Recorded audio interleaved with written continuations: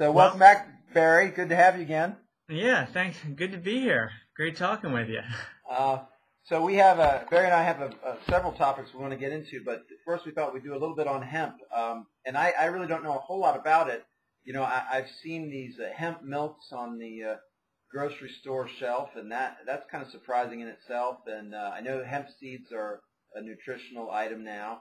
Right. And you have a lot of information in terms of, you know, why hemp initially became associated with marijuana and some interests that were involved in preventing it from becoming marketed. So tell us a little bit about how did you get into this?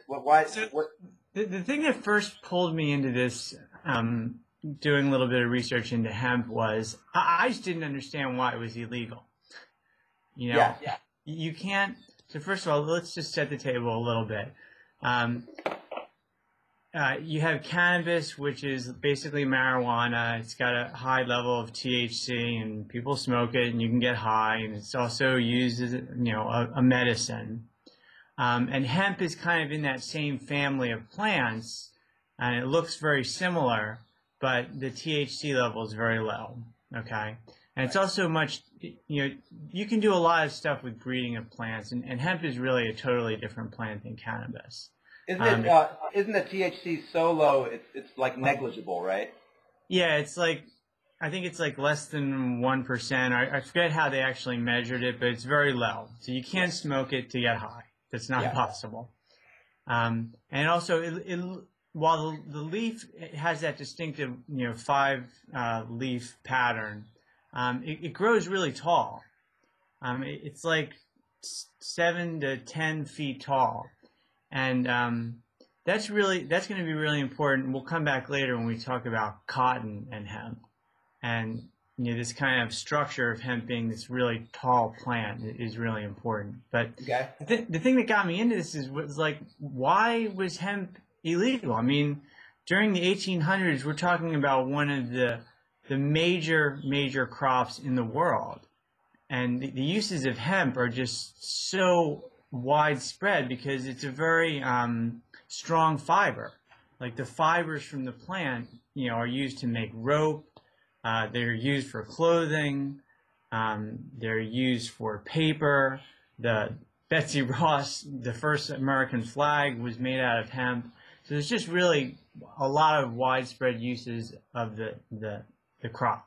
And can I ask you, Barry, in the 1800s, I take it was relatively common to grow it in the United States. Was this a global phenomenon, or were there a few countries that were doing it, or what? This is a global crop. I mean, it came to the United States through, I forget where it originated, maybe China or something, but everybody grew hemp, right, the world over.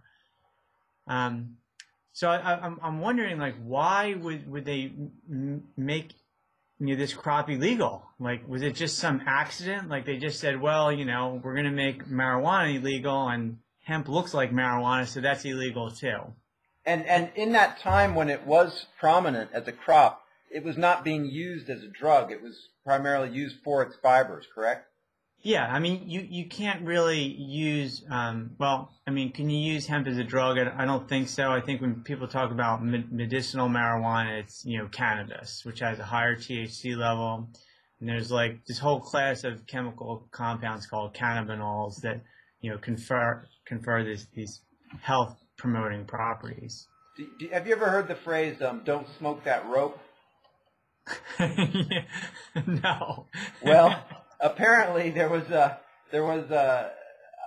some Navy men were being found to be smoking rope, and so apparently I don't know if this was World War II or how late they had hemp in rope production, but apparently somebody was able to get some kind of high off smoking rope. Yeah, I mean, there's still a very small amount of THC in hemp, but it's really, I mean, nowadays, if you wanted to get high, you just go find the marijuana. But it's interesting that you mentioned the Navy, and I'll run through really quickly basically what happened with marijuana and hemp and cannabis. In 1937, the government passed this Marijuana Act, and it made marijuana illegal, and along with that, hemp. And eventually, 5 years later, the United States got involved in World War II, and they realized that the battleships had this incredible amount of rope. It was like 20,000 pounds of rope for every battleship. And they realized they could not make enough rope to supply the battleships. So they actually lifted the ban on hemp for 3 years, and they encouraged everyone to grow hemp during World War II. And you can find this video on YouTube. It's called Hemp for Victory. And it basically encourages all the nation's farmers to grow hemp during World War II so that they can make rope for these battleships. Very interesting. So they did lift this ban on hemp. But after World War II, they put the ban back in. But anyway, so in 1937, they were able to ban hemp and cannabis. And it's kind of weird how the whole thing happened. And there's a lot of different factors, and maybe some people will say this is like some kind of a conspiracy theory, or it's not all true. But let me give you the basic facts about how hemp and marijuana became illegal. All right. Okay. So around 1937, there was this story in Popular Mechanics, and it was all about they were coming up with new machines or tools that would make it easier and cheaper to harvest the fiber from hemp. And typically what happens is you have to cut the hemp, let the hemp lie in the field and rot. And then after like some period of time, it's easier to harvest the fiber from the plant, the stalks, the stems of hemp. And apparently they came up with this new machine that would make it cheaper. And the article basically said, this is going to be revolutionary. I mean, hemp is so useful, and now it's going to be so much easier to harvest that it's going to be, it's going to change our way of life. And right around that same time as well, this big chemical company, and I don't want to really name the chemical company, but it starts with a D, and then the second letter is a U, and the third letter is a P. But, anyway, this company came up with, they invented nylon. And, nylon is basically, a fiber that's uses, petroleum products as its source material. But it ended up being, after the Marijuana Act, it ended up being a gigantic product for this company. Okay. And also around the same time, well, actually a little bit earlier than this, there was this guy named William Randolph Hearst, and you're probably familiar with the name. He owned a lot of the newspapers back, like in the early 20s and 30s, and actually even earlier than that. And he used paper to print his newspapers. And as any typical capitalist, he wanted to control all of his inputs, and so he had huge holdings of timberlands, huge. All right, and this guy. Like, people back then were like, wealthier than Bill Gates is now when you kind of compare out the dollars. But this guy had huge holdings of timber. And I guess at some point around 1900, nationalists in Mexico just decided to seize like 500,000 acres of his timberland in Mexico. And he was so livid about this, he just started printing stories. Now there's a lot of you can't just make up stories anymore because there's so much information and people can fact check you. But back in like the 20s and 30s, newspapers were the Bible on news. I mean, on truth. And newspapers were so powerful back then that they could really control, just the general opinion of the population. Right? I mean, it was an incredible, powerful, and that's why they were so valuable back then. And so William Randolph Hearst really had it in for these Mexicans, and he started printing a lot of stories about how, marijuana is just really evil. It makes Mexicans lazy. It makes white women want to have sex with Mexicans and black people, and just all these ridiculous stories about marijuana that people people in general thought marijuana was really an evil thing. It would make people do evil things. And so the general consensus of the population was that marijuana should definitely be illegal. All right. You know what's interesting about that is the use of heavily racial and misogynistic tendencies to scare the populace. Yeah. Yes. I mean, that's the way people were. I mean, we've changed a lot. Yeah. So he kind of was doing this. So he basically was able to affect people's opinion of cannabis. All right, and that's how it was known at that point. It wasn't marijuana; it was cannabis. And actually, the AMA, the American Medical Association, back at that point, they thought cannabis was a promising drug, and they were one of the few groups of people that actually did not want to see the Marijuana Act passed, because they thought, cannabis actually had great potential as a medicine. And along with seed growers, there were farmers that grew hemp who didn't want to see the Marijuana Act passed. But the American Medical Association, they were against the Marijuana Act. But somehow, when this came to Congress, there was almost no debate over the Marijuana Act. And let me just back up and say one thing. They called it the Marijuana Act because they didn't want to actually even call it cannabis, because cannabis generally had a much better people had a much better view of cannabis as a potential medicine. So they wanted, when they put together this bill, they wanted it to have a Mexican-sounding name, so that people would, have this racial view of the drug and just think it was a drug that Mexicans were using, right? And they could make it illegal. And so that's where the name marijuana came from. Can I ask you, when this bill was passed, was marijuana included among a list of other drugs, or was this specifically just about marijuana? It was just about marijuana. Okay. Yeah. And hemp. So the bill went through Congress with almost no debate. And the little bit of debate they had, someone asked if the American Medical Association was, the AMA was in favor of this. And the book I read said, a lot of this information I got from this book called The Gospel of Hemp. And this book said that the sponsors of the bill just lied and said that the AMA did support it, when during the earlier discussions of the bill, the AMA was against the Marijuana Act, but they said the sponsor said they were in favor of it, so it ended up getting passed. Now, I'm thinking, like, what was the purpose of it? Was it to actually make cannabis illegal?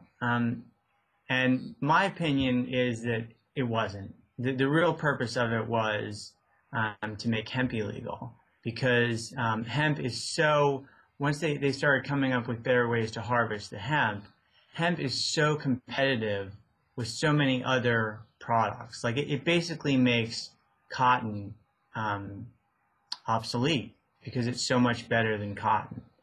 And can you describe why that is, Barry? Because I know one of the things you noted the other day is that the water required to produce cotton is, I think, is it water or the efficiency? The efficiency. No, the big problem with cotton is, and this was another product that was recently invented around 1937, was pesticide. Cotton is not the biggest crop in this country. Our biggest crops are corn, wheat, and soybean. But cotton uses half of the total pesticide that we use in this country. Half of it goes towards cotton. That is just an incredible fact. Yeah, I was really shocked by that. So I think you had all these different competing interests that kind of came together. Like the first one was that hemp can be used for paper. It's actually like 50% more efficient in producing paper compared to timberlands.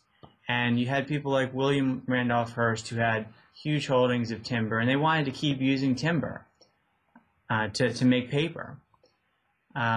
Along with that, you had the chemical companies coming up with nylon. The same chemical company came up with pesticides, and you had these kind of competing interests against hemp. They kind of came together at the same time and said, you know, hemp is really going to destroy our markets. It's going to make cotton irrelevant.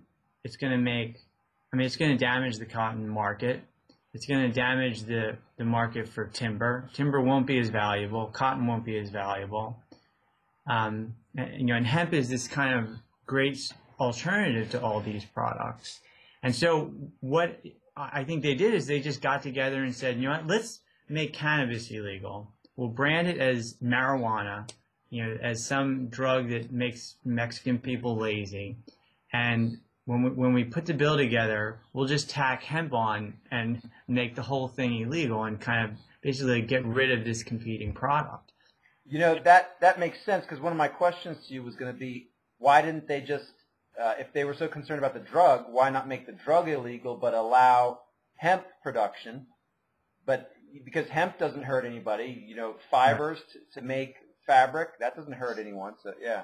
No, seriously, big capitalists, what do they really care? People are drinking, alcohol is a much worse, it's really, I think that the actual cannabis was kind of just to make the bill, passable. It's interesting. And there, from what you're saying, there was an existing industry that was making hemp when this law got passed. Did they try to fight the passage of this bill, the farmers that were? Yeah, some farmers came together, but they weren't really very well organized, And hemp at that point was, it wasn't like they just come up with these new ways to harvest the hemp, and it wasn't as fully realized, right? And the other thing is, on one side, the chemical company, they have a patentable product. Everything they have is, they have a strong financial interest where they monopolize the profits, right? Hemp is kind of this dispersed industry where anybody can grow hemp. It's not like there's some billionaire who owns hemp. If that were the case, we'd still be using hemp. If there was some billionaire that got all the profit from hemp, everybody would be using hemp. But it's dispersed, it's free, it's nature. So, that's not good. Nature usually loses these kind of battles. Let me ask you, do you have any products that are made from hemp? I don't have any clothing.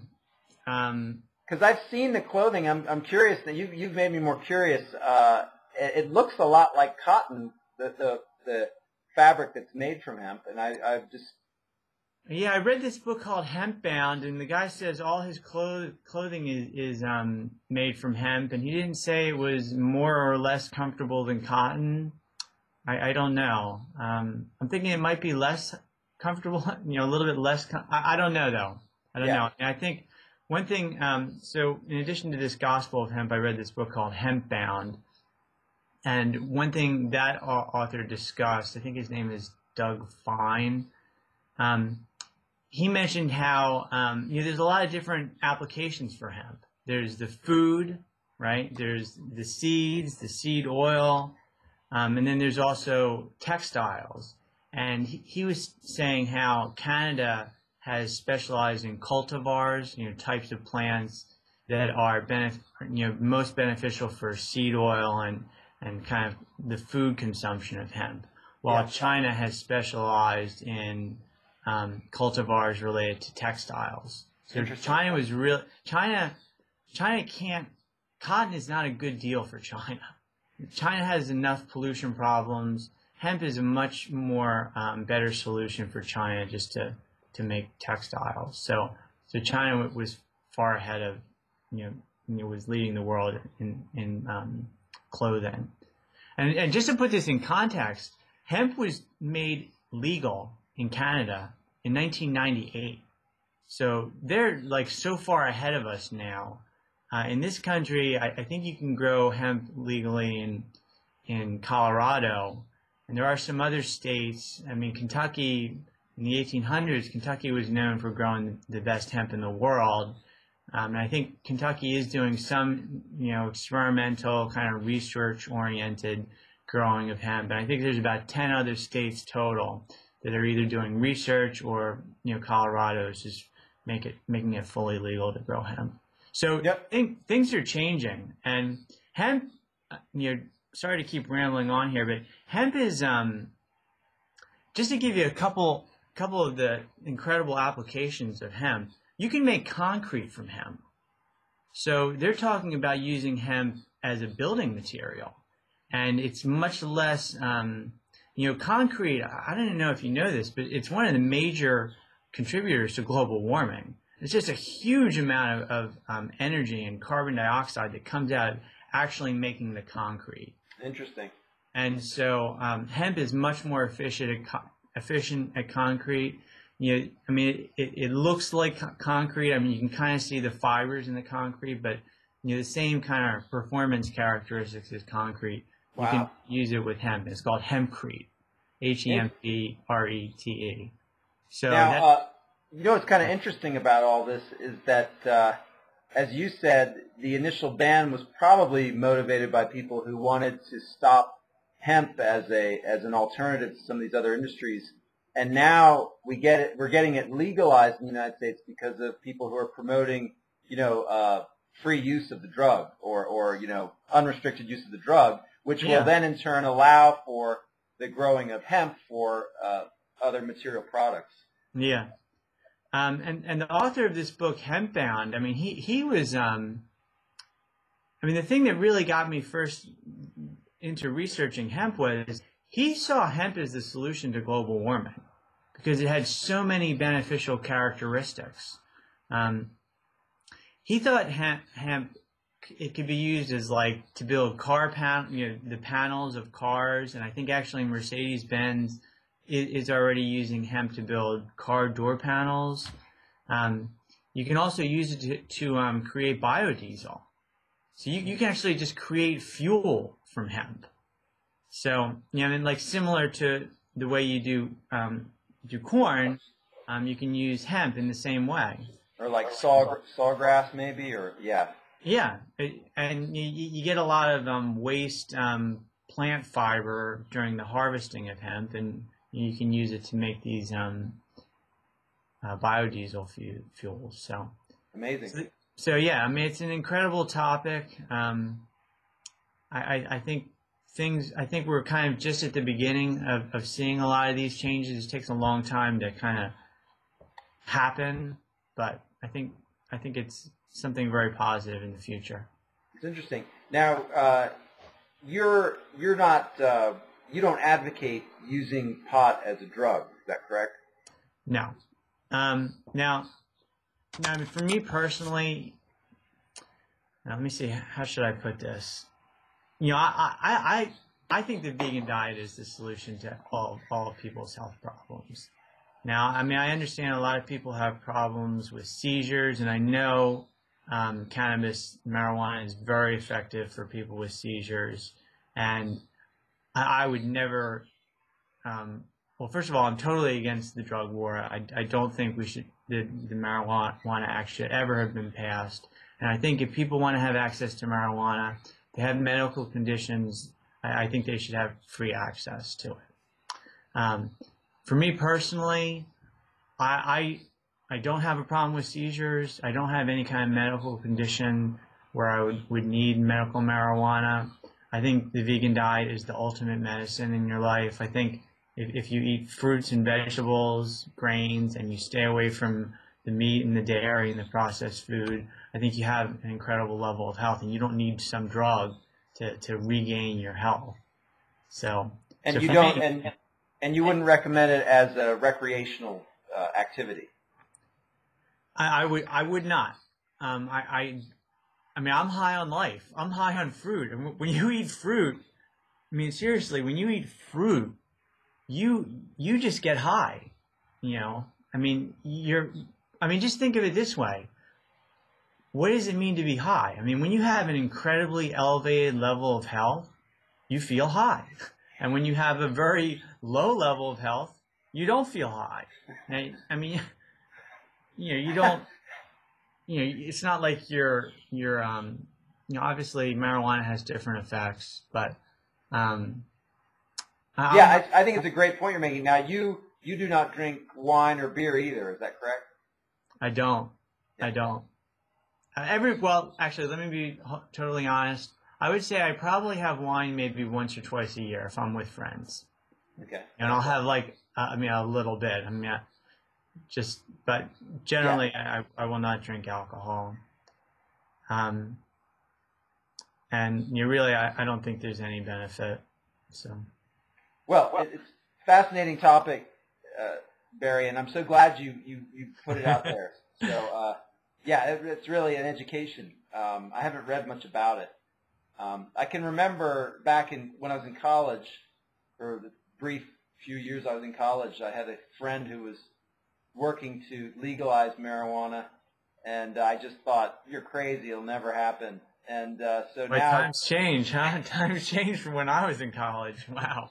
It's amazing. It's amazing. And now it seems like now that you've got these 4 states or whatever, it's probably going to go much wider than that. I mean, California, even though it's not legal to use it recreationally in California, the medical use has been there a while, and that's such a huge market.